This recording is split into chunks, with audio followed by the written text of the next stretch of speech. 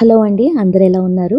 మేమైతే morning ready అయిపోయి breakfast complete చేసుకొని అరౌండ్ 10:30కి బయటకొచ్చాము. ఈరోజు డే 7 ఇన్ న్యూయార్క్. మేమైతే పక్కనే న్యూ జెర్సీలో ఉన్న అక్షర్ధామ్‌ని విజిట్ చేద్దామని హోటల్‌కి దగ్గరలో ఉన్న అవిస్ కార్ రెంటల్స్‌కొచ్చి కారైతే తీసుకున్నాము. మీకు నిన్న చెప్పాను కదా! నిన్న యాక్చువల్‌గా ప్లాన్ యేసుకొని కార్ రెంట్‌కి తీసుకున్నాము. ఇది మనకి $65 పర్ డే పట్టింది. బట్ నిన్న మంగళవారం బ్యాబ్స్ క్లోజ్ ఉంటుందని తెలిసి ఆ డేట్‌ని ఈ రోజుకి పోస్ట్‌పోన్ చేసుకున్నాము. వాళ్ళైతే కార్‌కి ఎక్స్‌ట్రా అయితే ఏం చార్జ్ చేయలేదు. అరౌండ్ $65లో ఈ రోజంతా ఈ కార్‌ని రెంట్‌కి తీసుకున్నాము. మనం ఊబర్‌లో వెళ్తే ఆల్మోస్ట్ $230 అట్లా చెప్తున్నారు వన్ వేనే. సో, మాకైతే ఇది రీజనబుల్‌గా అనిపించి ఇది బుక్ చేసుకున్నాము. ఇప్పుడైతే మనం లింకన్ టనల్‌లోకి ఎంటర్ అయ్యాము. ఇది హడ్సన్ రివర్ కింద ఉన్న టనల్. న్యూయార్క్ టైమ్స్ స్క్వేర్ దగ్గరలో మనం ఈ టనల్‌లో ఎంటర్ అయితే న్యూ జెర్సీ స్టేట్‌లోకి ఎగ్జిట్ అవుతాము. సో, ఈ టనల్ వచ్చేసి 2 స్టేట్స్‌ని కలుపుతున్న టనల్. జర్నీ అయితే బావుంటుంది. మనకి అరౌండ్ 1 అవర్ 30 మినిట్స్ అంటే పిల్లలతో వెళ్తే మటుకు ఆ మాత్రం పడుతుంది. లేకపోతే ఎక్కడ ఆపకుండా ఫాస్ట్‌గా వెళ్తే 1 అవర్‌లో మనం బ్యాబ్స్‌ని రీచ్ అవుతాము. కార్ రెంట్ తీసుకునేటప్పుడు మెయిన్ టిప్ ఏంటంటే, మనం ఎక్కడికైనా ఎళ్ళాలి అంటే ఒక 3 డిఫరెంట్ డేస్‌లో సెర్చ్ చేస్తూ ఎప్పుడైతే కొంచెం ప్రైస్ రీజనబుల్‌గా ఉంటుందో ఆ డేలో బుక్ చేసుకుంటే మనకి తక్కువ ప్రైస్‌లో అయిపోతుంది. మేము కూడా అలాగే మొన్న మండే ట్రై చేస్తే $200 చెప్తుంది. సో, ట్యూస్‌డేకి చెక్ చేసాము. అక్కడ $65 చెప్తుంది. సో, అలా అని ట్యూస్‌డే బుక్ చేసుకున్నాము. ట్యూస్‌డే క్లోజ్ అవ్వడంతో ఇలా వెడ్నెస్‌డేకైతే వచ్చాము. నాకిది మంచి అనిపిచ్చింది. ఎందుకంటే కరెక్ట్‌గా గుడికెళ్ళే ముందు వర్షం పడ్డము. కొంతమంది అనుకుంటారు కదా! వర్షం పడితే మనం శుద్ధి అవుతాము. And it's kind of blessings from heaven అన్నట్టుగా. సో, నేనైతే అదే ఫీలింగ్‌లో ఉన్నాను. అండ్ నేను ట్రిప్ స్టార్టింగ్‌లో నుంచి చెప్తున్నాను. హ్యాట్స్, అంబ్రెల్లాస్ ఇవన్నీ క్యారీ చేసుకోవాలని చెప్పి. ఎప్పుడు సడెన్‌గా వర్షం పడుతుందో, ఎప్పుడు మండే ఎండగా ఉంటుందో చెప్పలేమని చెప్పి. సో, మేమైతే అంబ్రెల్లాస్‌తో రెడీగా ఉన్నాము. అది యూజ్ అయింది. టెంపుల్ గురించి చెప్పాలి అంటే ఇది 160 ఎకర్స్‌లో బిల్ట్ అయింది. యునైటెడ్ స్టేట్స్‌లోనే ఇది లార్జెస్ట్ హిందూ టెంపుల్. వరల్డ్‌లో అయితే కాదు. ఈ టెంపుల్‌కి సరౌండింగ్స్‌లో ఉన్న gardens, walk ways and fountains చాలా అట్రాక్టివ్‌గా ఉంటాయి. అండ్ లొకేషన్ చూస్తేనే మీకు అర్థమవుతుంది ఎంత పీస్‌ఫుల్‌గా ఉంటుందో. ఆ ఎదురుగుండా కనిపిస్తున్న statue bronze statue of Swaminarayan in his childhood form. ఇది మాత్రం వరల్డ్‌లో ఉన్న స్వామినారాయణ స్టాచ్యూస్‌లో అన్నిటికన్నా పెద్దదిగా బిల్డ్ చేశారు. ఈయన ఎందుకు అంత ఫేమస్ అయ్యారు మనం చదివి తెలుసుకుంటే ఇంకా తెలుస్తుంది. ఓవరాల్‌గా చెప్పాలి అంటే హిందూయిజంలో ఒక కొత్త సంప్రదాయాన్ని తీసుకొచ్చారు. Like ethical living, devotional and women ఎడ్యుకేషన్‌ని ఎంకరేజ్ చేశారు. బాల్య వివాహాలకి వ్యతిరేకంగా ఉన్నారు. ఇలాంటి మంచి పనులు ఎన్నో చేశారు. సో, దీనివల్ల ప్రపంచంలో మిలియన్స్ ఆఫ్ పీపుల్ ఇతన్ని భూమిపై అవతరించిన దేవుడిలాగానే పూజిస్తారు.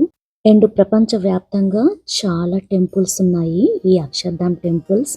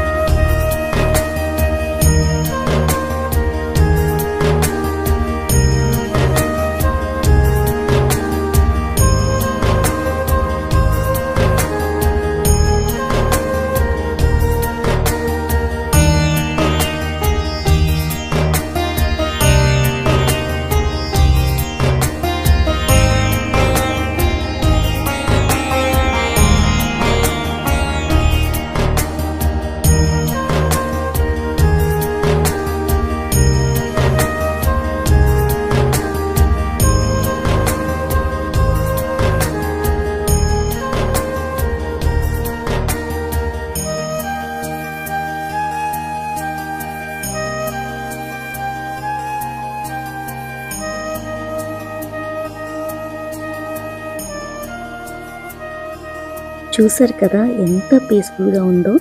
ఏంటోనండి, అలా కార్ దిగి కొంచెం సేపు నడిచేసి టెంపుల్ దగ్గరికి అడుగు పెట్టేసరికి వర్షం తగ్గిపోయింది.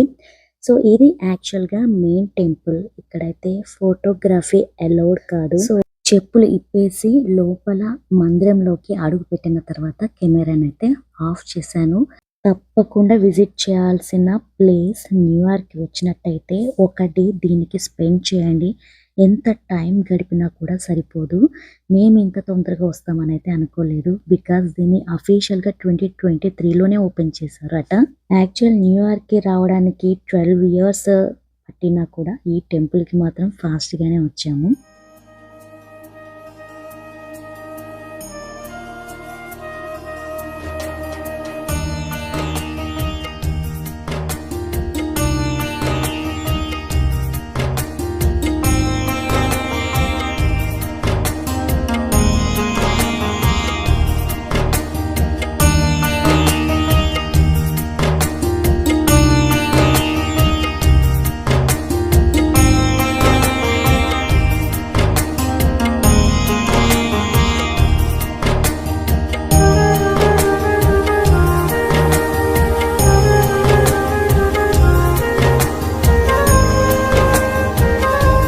టెంపుల్ పక్కన బిల్డింగ్లోని చిన్న థియేటర్ ఈ టెంపుల్ కన్స్ట్రక్షన్ గురించి చెప్తూ, ఇది టోటల్గా వాలంటీర్ వర్కర్స్ అండ్ వాలంటీర్ డొనేషన్స్తోనే బిల్ట్ అయిన టెంపుల్. 12,500 వాలంటీర్స్ ఉన్నారు, ఇంక్లూడింగ్ స్టూడెంట్స్, ప్రొఫెషనల్స్, ఆర్టిస్ట్. వీళ్ళందరూ కలిసి 4.7 million అవర్స్ వాలంటీర్ అవర్స్ని స్పెండ్ చేసి దీని కన్స్ట్రక్షన్లో పార్ట్ అయ్యారు. సో ఇలా ఈ థియేటర్లో ఈ టెంపుల్ యొక్క కన్స్ట్రక్షన్ విశేషాలని తెలుసుకుని, ఇదే బిల్డింగ్లో అక్షర్ధామ్ స్టోర్ ఉంది, డైనింగ్ హాల్ ఉంది. సో స్టోర్లో కొంచెం షాపింగ్ చేసాము. ఎందుకంటే మేము కమింగ్ డేస్లో ఈ పక్కనే ఉన్న ఇంకొన్ని స్టేట్స్లో ఉన్న ఫ్రెండ్స్ హౌసెస్ని విజిట్ చేస్తున్నాము.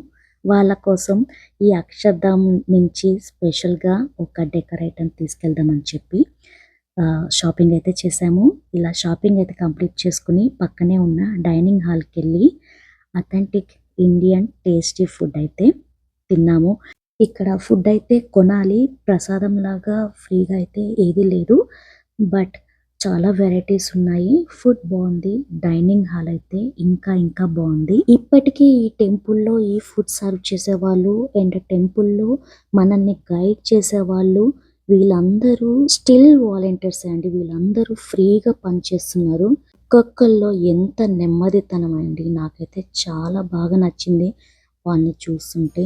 సో నేను కూడా ఇన్ కేస్ ఫ్యూచర్లో అదే స్టేజ్లో ఉంటే ఇక్కడికి వచ్చి పనిచేస్తాను.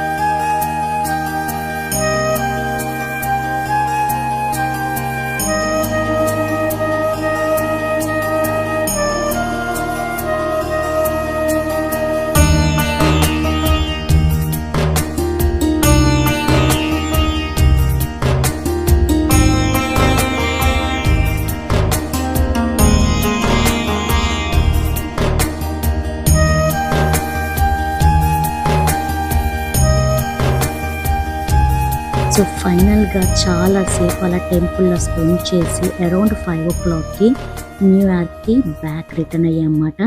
సో న్యూయార్క్లో ఏ అట్రాక్షన్స్ చూడడానికైనా రెంటల్ కార్స్ జోలికి వెళ్ళొద్దు, ఓన్ కార్స్ తెచ్చుకోవద్దు అని ఎందుకంటానంటే, ఇక్కడ చూసారు కదా ఇది వాల్ స్ట్రీట్లో బుల్, ఇది ఫేమస్ బుల్. ఇక్కడికి వచ్చి ప్రతి ఒక్కరు ఫొటోస్ తీసుకుని వెళ్తారు. సో దీన్ని చూద్దామని చెప్పి ఎలాగో రెంటల్ కార్ ఉంది కదా అని చెప్పి ఈ స్ట్రీట్లో పార్క్ చేద్దామని చూసాము. పార్కింగ్ స్పాట్ గూగుల్ మ్యాప్స్లో సెర్చ్ చేసి వెళ్తున్నాం, బట్ అక్కడ కనిపించట్లేదు. అండ్ సైడ్ స్ట్రీట్ పార్కింగ్ అయితే అలౌడ్ కాదు. అండ్ ఇన్ కేస్ అలౌ అయినా కూడా పార్కింగ్ ఛార్జెస్ ఉంటాయి. సో ఇలా చుట్టూ 3 సార్లు బుల్ చుట్టూ తిరిగాం తప్పితే మాకైతే కార్ పార్కింగ్ కనబడలేదు. సో ఇంకా డే ఎండ్‌కి అవిస్‌కెళ్ళిపోయి కార్ రిటర్న్ చేసేసి హోటల్ రూమ్‌కి వెళ్ళిపోయాము. సో ఇదండి మా డే 7 అక్షర్ధామ్ టెంపుల్‌లో చాలా పీస్‌ఫుల్‌గా జరిగిపోయింది. మీకు ఈ వీడియో గనక ఇన్ఫర్మేటివ్‌గా ఉంటే ప్లీజ్ లైక్ చేసి, షేర్ చేసి నా ఛానల్‌కి సబ్స్క్రైబ్ కానట్టయితే సబ్స్క్రైబ్ చేసుకోండి. తిరిగి మరొక వ్లాగ్‌లో మళ్ళీ కలుసుకుందాము. అంతవరకు గుడ్ నైట్.